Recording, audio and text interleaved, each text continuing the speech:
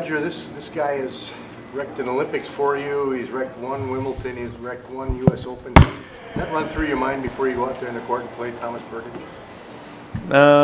Not really. I mean, I'm aware that I've had some tough matches against him in the past, and that he can be very tough. And when he plays his game very well, that he can, take it away from you. Because if you can do it over 5 sets like he has at Wimbledon and at the U.S. Open against me in the past, that a best of 3 set match on a hard court, it's a good 10 minutes for him maybe. Winning a breaker in the first set or breaking there and then breaking early in the second and just bringing it home is much easier. Thing is that we haven't played very much in recent years, only once I think last year in Dubai and once before that in Dubai as well. So because we haven't played very often, I also don't think we thought of those matches that much because they go way back. Plus both conditions in Dubai are faster. So it was more about serving and returning, whereas today, movement came into it maybe a bit more as well, and maybe some more tactical play. So I saw it more isolated today, trying to play a good match and not thinking so much what has happened in the past, really. Roger, you played Rafa here again. Last time you played him here in 2013, I think it was like sort of back issues started up. No, yeah. Yeah, just wondering if you could put back to that match and your decision to play through that pain and everything that went on. Well, yeah. I mean, against Rafa, I was already feeling a little bit better, but so I didn't actually have that much pain. I was just unbelievably scared to play, and I should never play against Stan. Actually, that was my problem there that year. But I played great against him in 12. And 13 was just like a bit of a waste, to be honest. But I was feeling okay by then and just scared. And against Rafa, I was never going to do it. And so going into the match, it was not the best feeling, to be honest, knowing that 99% there's a chance that I'm not going to win this match, So that's normally how I don't want to play. And basically after that match, I promised myself I'll never do that again if I know I can't win. How do you feel now going into possibly another third match in 4 years? Yeah, I mean, first he's got to win. He's got a tough one against Raonic, but let's say he does win. I think matches against him are always tough. He's going to play the percentages high. He's going to not miss many shots. He's got a great forehand, one of the best ever. And, then physically and mentally he's always going to be there. And that's what makes him so tough and so good over all these years. That's why he has the records he has. And he's beaten me and other players so many times just because every single day he shows up and he does a great job. And I have unbelievable respect for that. Roger, Thomas said that you did pretty much everything perfect today. Did you feel that it was something like that? Yeah, I mean, I think I really played well off the baseline, so I had control from the baseline, and then I guess what he would have needed today is really high first serve percentage and a lot of aces when he had to keep the pressure on me that way, because I was serving well and moving well, so maybe there's not going to be that many chances for him on the return as it is, but at least he could have stayed with me longer, and as the match goes on, maybe he would have also found his groove better. But for me, I found it quickly, and I felt like I was hitting the ball well, but also playing the right way.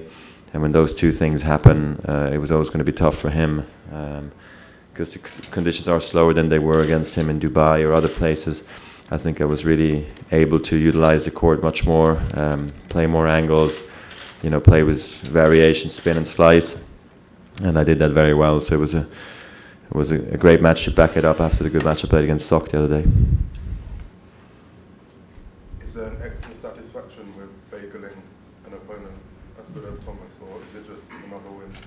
Yeah, well, it's not just another win, it's another win against a top 10 player, against Berdych, who has played me tough in recent years, but if it's 6-1, 6-love, 6-2, 6-3, honestly, for me, it makes no difference as long. So I just try to keep pushing forward, trying to get one more break, to get the safety break, and if I can then extend it even more, might as well. But I'm not the kind of guy who takes great joy out of bageling opponents, to be honest.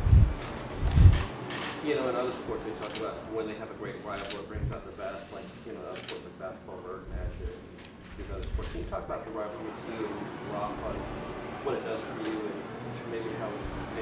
or enhanced your legacy? What legacy? Your legacy. If it what about? If having a rival like Rafa has helped and enhanced your legacy. Yeah, I mean, I think it's nice and it's good for the game to have rivalries. Preferably a few, but you can only always focus on a couple, probably. But what I like about tennis is that you can have great careers side by side. If you looked at, at what happened the last 10 years or so, that Novak, myself, Rafa, also Murray and all the other guys, there's so many guys who did such great careers, and we achieved so much, and that at the same time, so we really are very lucky to be in our sport, because we have unbelievable amount of highlights. In the beginning, clearly I tried to fight it, to not accept it that he was my rival, I did have a rival, because I was playing so well in 2004 and then 2005, but very quickly did I realize, of course, when he beat me the first time in Miami, that this wasn't just a fluke, this was probably a legend in the making, and he's been around forever. He's created things that are just mind-blowing. The Monaco record, French Open record, and many others. I think it's been actually very cool playing against him over all these years, and I'm sure it's made me a better player throughout. I hope I did a little bit of the same against him, but for me, definitely I had to try to come up with different game plans, maybe practice with more lefties as I went along in my career, and that helped me to improve certain things in my game for sure. Do you think all these rivals, not just him, but Novak and Andy, has helped you maintain such a high level at 33 because you had to keep... Yeah, maybe, absolutely. Not just them. I think also very influential was the generation of my players that came up, with Hewitt, Safin, Ferrero, Roddick, because I think we really pushed each other forward, same as the Rafa, Novak, Andy generation of those age players. I think when you have that many great players at the same age, you push yourself forward. So I think that's, I was lucky enough to have that when I came up, and then trying to separate myself from them, which was not really possible, I must say, because they were that great. And then finally, when I was world number one, the next wave rolled in. So it's been always very interesting for me, and it kept me going, and definitely motivated me to work harder, and that's why I think I'm so competitive still today. Yeah, going back to your 2013 injury, last year when you came back here, you said that because of that, you had to change the way you train yourself, you had to change repetitions, drills, and so on and so forth. And because of the changes, the trial and error situation, it took a long time for you to figure out how to best train yourself. 1 year later, you look in pretty good shape. Do you feel that you've reached, you found a training regime that can carry you through the next 3-5 school years? I mean, I would hope so, yeah. I mean, I think it depends on where you are in your career. If I were just going to be playing one more year, then I don't need to do a lot of training anymore. Then I can just play tournaments and just do a lot of maintaining by stretching, massages, enough sleep, and all that stuff. But if my idea is trying to play longer, then I clearly need my build-ups and my breaks, and that's what I'm doing. That's why I'm skipping Miami. I won't just be sitting on the couch and doing stuff with my kids. I'll be working hard, trying to stay in shape, and then trying to get back to my best level fitness. That's more in the endurance part now, coming into the clay and all that, which I'm happy to work on again, because in 2014 I played a lot of just matches. But now I need to just catch up on some stuff, which I did before Dubai, and now this is the continuation of it. And clearly in 2013 and then in 2014, I quickly realized I have to change some things around, which was actually very interesting. I questioned everything I was doing, from all my rehab to all my core exercises to my fitness exercises.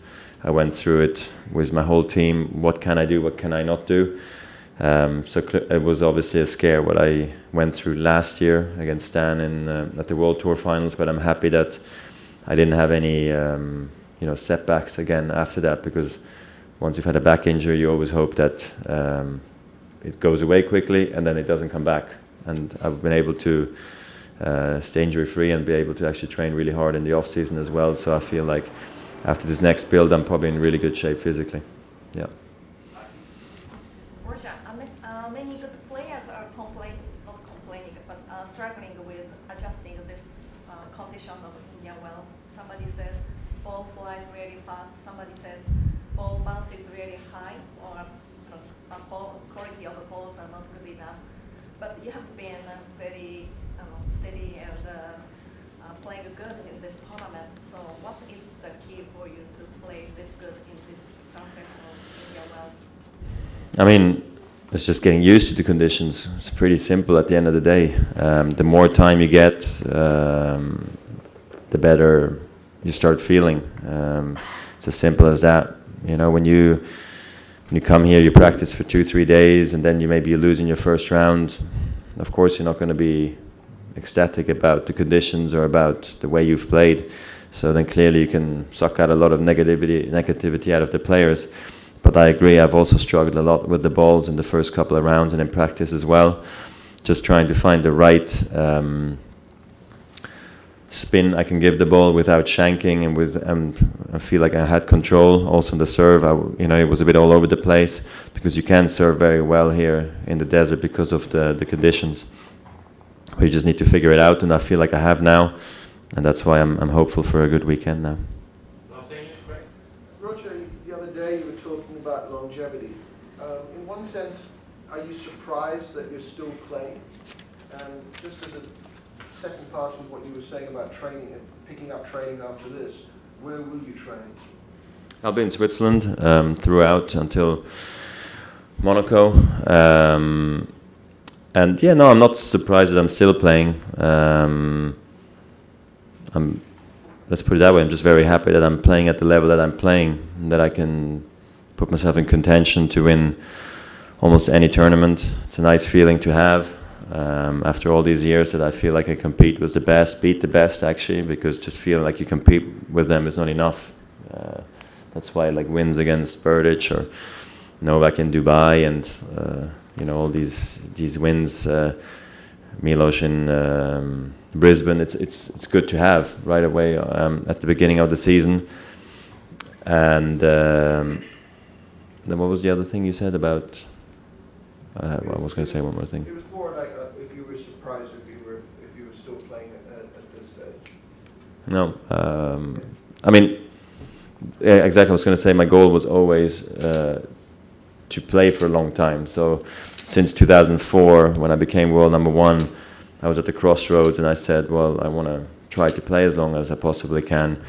So let's not overplay. And I think that's also when I started to not play the weeks before slams, and give myself that extra time to focus even more on the slams, and just give myself the best possible chance to be fit at the back end of the Grand Slam, or avoid injury that way, or still make enough vacation. I'm a big believer in rests, and then working hard in the off season whenever you get a chance. So I think I did well. And if I look now how no top player almost plays the week before a Grand Slam, I don't know if that's a positive thing that I guess maybe create a little bit, but at the same time it seems like top guys are more injury free than they ever have been, which is a good thing.